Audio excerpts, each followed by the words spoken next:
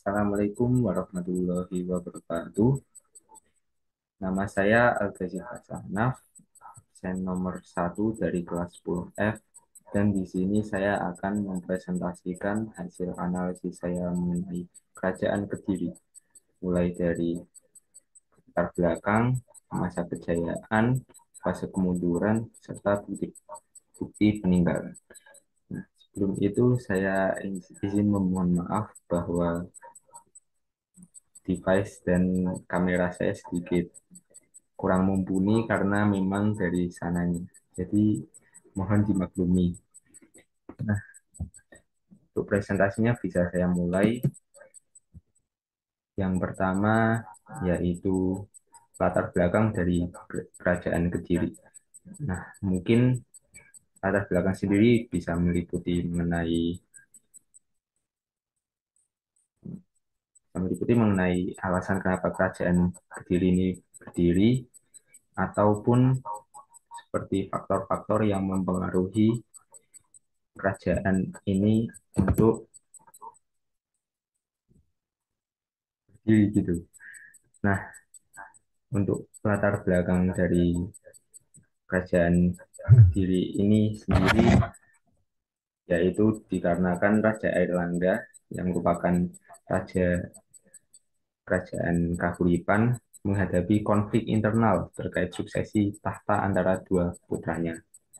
Nah, untuk mencegah terjadinya perang saudara pada tahun 1041, Airlangga memutuskan untuk membagi kerajaan Kahuripan menjadi dua bagian, yaitu Kerajaan Panjalu sebagai Kediri dan Kerajaan Jenggala. Nah, Kerajaan Panjalu sendiri berpusat di Daha yang bisa kita katakan sekarang menjadi Kediri, sementara Jenggala berpusat di Kahuripan. Batas antara kedua kerajaan ini ditetapkan di sepanjang Gunung Kawi dan Sungai Berantas. Langkah ini diambil untuk menghindari konflik antara kedua pewaris tahta tersebut. Nah, untuk pembagian wilayah dari kedua kerajaan ini, itu tuh dilatar belakangi oleh Empu Barada, yaitu sebagai guru sekaligus penasihat dari Raja Airlangga kala itu. Nah, untuk penjelasan mengenai latar belakang ini bisa kalian lihat pada prasasti Wurawe yang membahas mengenai Empu Barada yang membagi kerajaan Kahuripan menjadi dua bagian yang bisa kita katakan sebagai Panjalu dan Jenggala. Lalu untuk yang kedua,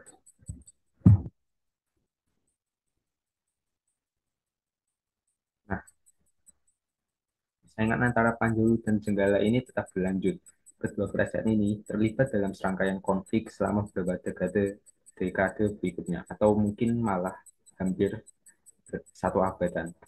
Nah, dengan berbagai peran dan tujuan wilayah Kediri yang berusaha Daha dan dipimpin oleh Sri Samawijaya, yaitu raja pertama dari Kediri, berkembang menjadi kerajaan yang lebih kuat secara politik dan ekonomi dibandingkan Jenggala. Faktor geografis yang strategis di sepanjang Sungai Berantas membantu Kediri dalam mengendalikan jalur perdagangan dan meningkatkan kesejahteraan rakyatnya. Nah, untuk konflik dari kerajaan Panjalu dan Jenggala ini bisa kalian lihat pada prasasti Turun Hyangbi yang membahas mengenai Raja Garasakan dari Jenggala yang merupakan raja pertama dari Jenggala menyerang kakaknya yaitu Raja Pangjalu atau Samarawijaya saat setelah pembagian wilayah. Nah, lalu pastinya di sebuah peradaban ataupun sebuah kerajaan itu pasti ada satu masa di mana kerajaan itu mencapai puncak kejayaannya. Nah, bagaimana sih apa kerajaan Kediri atau Pangjalu ini meraih masa kejayaannya? Nah, untuk masa kejayaannya ini bisa dibilang harus ditempuh oleh kerajaan Kediri selama hampir satu abad, yaitu pada tahun 1235 ketika era pemerintahan Raja Jayabaya. Nah, Raja Jayabaya dikenal sebagai Raja Terbesar Kediri yang membawa kerajaan ini mencapai puncak kejayaannya. Di bawah kepemimpinannya, Kediri berkembang pesat dalam bidang ekonomi, militer, dan kebudayaan. Jayabaya sendiri berhasil menaklukkan Jenggala, menyatukan Jawa Timur, dan memperluas pengaruh Kediri ke berbagai wilayah. Nah, untuk mengenai Jayabaya yang berhasil menaklukkan Jenggala ini, kalian dapat melihat pada prasasti Ngantang atau bisa dibilang Hantang yang diperkirakan diukir pada 7 September 1135 Masehi. Nah, dalam pahatan ini terdapat tulisan Pangjalu Jayati yang artinya Pangjalu menang. Untuk tafsirannya sendiri, menurut salah satu jurnal ilmiah yang diterbitkan oleh Universitas Airlangga pada tahun 2003 mengenai prasasti Kerajaan Kediri ini, kalimat ini memproklamirkan bahwa Kerajaan Bangjalu selalu kalah melawan Kerajaan Jenggala. Namun, pada tahun 1135 Masehi, Kerajaan Bangjalu akhirnya menang di bawah kepemimpinan Raja Sriwijaya ini sendiri. Nah, selain itu, Kediri menjadi pusat perdagangan yang maju berkat lokasinya di sekitar Sungai Brantas, yang menjadi jalur penting bagi perdagangan antar wilayah dan internasional. Barang-barang seperti emas, perak, rempah-rempah, serta hasil pertanian menjadi komoditas utama yang diperdagangkan hingga ke luar negeri seperti India dan Tiongkok. Lalu next. Nah, mungkin kalian kalau terdengar Raja Jayabaya ini mungkin kalau kalian ngikutin teori One Piece itu pasti kayak familiar gitu ya, cuy. Nah, lanjut. Pada masa ini, banyak karya sastra besar yang lahir seperti Kakawin Bharatayuda yang ditulis oleh Pusda dan Bupanuluh, serta Kakawin Kresnayana dan Kakawin Semaradana. Kediri dikenal sebagai kerajaan yang memberikan perlindungan kepada para pujangga dan seniman, sehingga budaya dan sastra berkembang pesat. Selain itu, sistem pemerintahan Kediri juga terstruktur dengan baik, dengan raja sebagai pemimpin tertinggi dan didukung oleh pejabat kerajaan yang mengatur berbagai sektor, seperti perdagangan, pertanian, dan militer. Hukum di Kediri ditegakkan dengan ketat, sebagaimana tercatat dalam Prasasti Banjaran dan Prasasti Jaring, yang menunjukkan bahwa pemerintahan Kediri memiliki sistem hukum yang tertata. Keberhasilan di berbagai bidang ini menjadikan Kediri sebagai kerajaan yang disegani di Nusantara pada masanya. Nah, ini ini adalah ini adalah rangkuman secara singkat mengenai masa kejayaan pada kerajaan Kediri. Lalu pasti di setiap masa peradaban atau kejayaan mestinya bakal ada fase kemunduran. Nah, untuk kerajaan Kediri ini fase kemunduran bisa kita bilang berselang 1 abad setelah masa kejayaannya, yaitu pada masa kepemimpinan Kertajaya. Nah, kerajaan Kediri mulai mengalami kemunduran akibat berbagai faktor internal dan eksternal. Salah satu penyebab utamanya adalah konflik internal dalam kerajaan, terutama ketidakpuasan para Brahmana dan bangsawan terhadap pemerintahan Raja Kertajaya. Kertajaya sendiri dikenal sebagai raja yang otoriter dan kurang memperhatikan kesejahteraan rakyat, sehingga hubungan antara penguasa dan kaum Brahmana memburuk. Para Brahmana yang merasa tertindas akhirnya mencari perlindungan dan dukungan dari pihak luar yang pada akhirnya melemahkan stabilitas kerajaan. Nah, kerajaan Kediri ini pada tahun 1222 diserang oleh kerajaan Singasari yang dipimpin oleh Ken Arok, yaitu penguasa Tumapel yang berada di bawah kekuasaan Kediri, yang memberontak dan melancarkan serangan terhadap Raja Kertajaya dalam pertempuran Gantar. Ken Arok berhasil mengalahkan pasukan Kediri dan merebut kekuasaannya, menandai berakhirnya dominasi Kediri di Jawa Timur. Dengan jatuhnya Kediri ke tangan Singasari, pusat kekuasaan hijau bergeser dan Kediri kehilangan supremasinya. Meski demikian, pengaruh budaya dan sistem pemerintahan Kediri masih tetap bertahan dalam kerajaan-kerajaan penerusnya seperti Singasari dan Majapahit.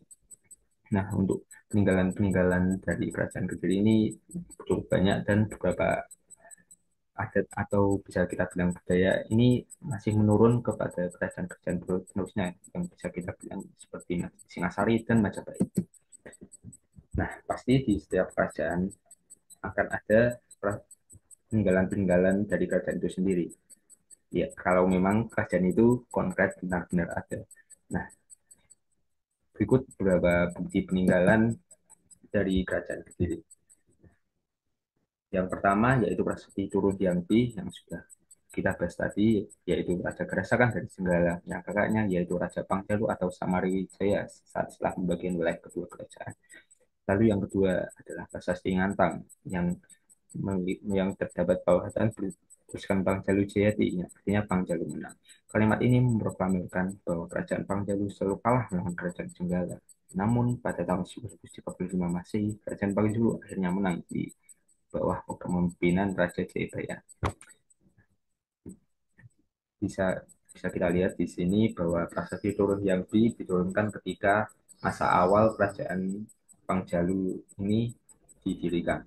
Lalu untuk prasasti Ngantang ini ketika ketika kerajaan Pangjalu mulai memasuki masa kejayaannya. Lalu selanjutnya masih terdapat tiga prasasti lainnya. Yang pertama yaitu prasasti Padlegan yang membahas mengenai penetapan suatu daerah menjadi tanah simah sebagai anugerah dari Raja Bhameswara, yaitu raja kedua dari Kediri, kepada para pejabat desa Padlegan karena telah menunjukkan kesetiaannya terhadap kepada raja dengan mengorbankan jiwanya di medan pertempuran. Lalu yang keempat yaitu prasasti Jaring yang berisi nama-nama hewan yang dipakai sebagai nama depan para pejabat kerajaan. Misalnya menjangan buguh, lembu agra, kebo warugo, kebo salawak, tikus jinada, macan kuning, gajah kuning, macan putih, dan sebagainya. Nah, kalau kalian tahu, mungkin kalian bisa nge-search atau melakukan research mengenai nama-nama pejabat pada kerajaan-kerajaan penerusnya seperti Majapahit ataupun Singasari. Pasti bakal ada kayak nama-nama pejabat yang memiliki ciri khas nama-nama hewan ini karena memang nama-nama ini merupakan salah satu peninggalan dari kerajaan Kediri yang bisa kita buktikan melalui prasasti Jari. Lalu yang selanjutnya yaitu Prasasti Talan yang memuat anugerah dari Raja Jayabaya kepada warga desa Talan termasuk wilayah Pangembangan yang sejak dulu telah menyimpan prasasti Rikta atau lontar dari masa leluhurnya yaitu Airlangga. Nah, kalau kalian melakukan research gitu mengenai prasasti-prasasti dalam kerajaan Kediri, pasti kalian bakal menemukan banyak banget prasasti yang memuat mengenai hadiah dari seorang raja kepada sebuah wilayah atau desa karena pengabdiannya kepada kerajaan tersebut. Nah, karena memang rata-rata prasasti pada kerajaan Kediri seperti ini. Lalu untuk selanjutnya terdapat peninggalan lain yaitu Candi Penataran. Nah, Candi Penataran ini merupakan satu-satunya candi peninggalan kerajaan Kediri yang benar-benar utuh dan benar-benar memiliki ciri khas gitu. Soalnya kalau kerajaan-kerajaan, bukan kerajaan, tapi candi-candi lain merupakan di, diasumsikan adalah peninggalan kerajaan Kediri. Itu seperti arca-arca yang enggak terlalu lengkap. Jadi belum bisa dikatakan sebagai sebuah candi utuh gitu. Nah, untuk Candi Penataran ini merupakan candi termegah dan terluas di Jawa Timur yang terletak di lereng barat daya Gunung Kelut di sebelah utara Blitar. Candi ini dibangun pada masa Raja Srengga atau Kertajaya. Jadi bisa kita asumsikan bahwa Candi Penataran ini dibangun di saat akhir-akhir masa kerajaan Kediri. Nah, lalu untuk sastra-sastra peninggalan sastra-sastra pada kerajaan Kediri bisa kita mulai pada Kekawin Kresnayana yang merupakan sastra Jawa kuno yang menceritakan pernikahan Prabu Kresna dan penculikan calonnya yaitu Rukmini yang ditulis oleh Empu Trihana. Lalu tidak sampai situ saja, banyak kakawin lain yang ditulis oleh para sastrawan dan seniman dari kerajaan Kediri ini. yaitu yang pertama yaitu Kekawan Baratayuda yang menceritakan peperangan antara kaum Kurawa dan Pandawa yang disebut peperangan Baratayuda. Nah, Kekawan ini ditulis oleh Empu Sedah lalu disempurnakan oleh Empu Panuwuh. Lalu yang ketiga yaitu Kekawan Siwa Ratri Kalpa adalah teks didaktik yang menggambarkan perbuatan ritus Siwa pada malam Siwa yang dirayakan di Bali dan di tempat lain. Nah, cerita ini terkait dengan beberapa Puranas yang dibuat oleh Mpu Tanakung. Nah, sekian pembahasan mengenai sekian pembahasan mengenai seputar kerajaan-kerajaan di Kediri. Nah, untuk selanjutnya yaitu daftar pustaka. Di sini saya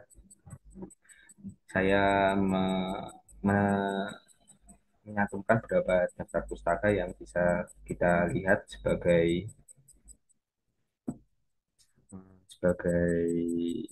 sumber-sumber yang sudah saya cantumkan pada sebelumnya, ya referensi lah.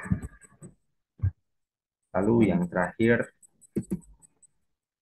sekian dari saya, hanya mungkin jika banyak yang salah ataupun tidak kurang pas, saya meminta maaf. Terima kasih karena sudah menyimak mengenai presentasi saya mengenai analisis kerajaan Kediri. Terima kasih atas perhatiannya. Wassalamualaikum warahmatullahi wabarakatuh.